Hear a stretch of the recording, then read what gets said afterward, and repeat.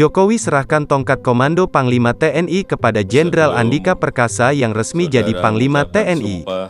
Presiden Joko Widodo, Jokowi, resmi melantik Jenderal Andika Perkasa menjadi Panglima TNI di Istana Negara, Jakarta, Rabu, tanggal 17 November tahun 2021, siang.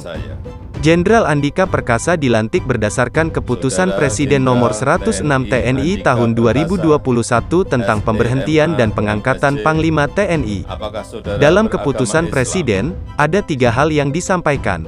Ke-1, menetapkan memberhentikan dengan hormat Marsekal TNI Hadi Cahyanto dari jabatannya dari Panglima TNI disertai ucapan terima kasih atas pengabdian dan jasa-jasanya yang telah disumbangkan kepada bangsa dan negara Republik Indonesia selama memangku jabatan tersebut.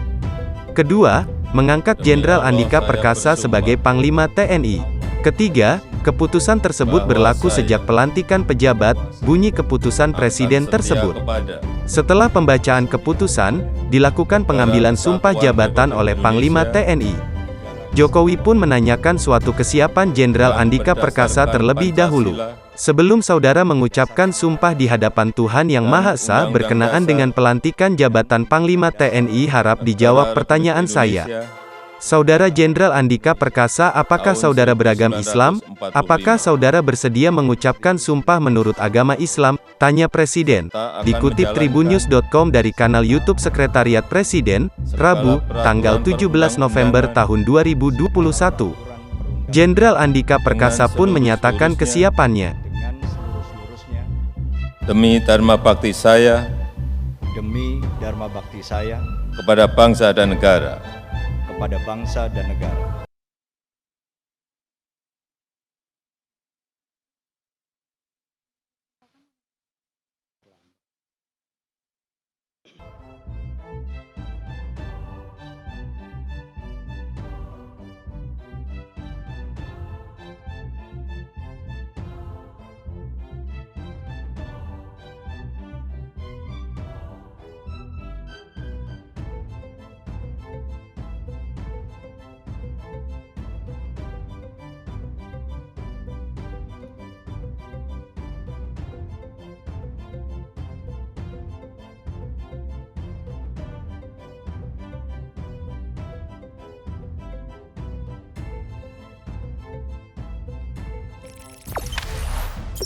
Jangan lupa subscribe, share, komen, dan like ya.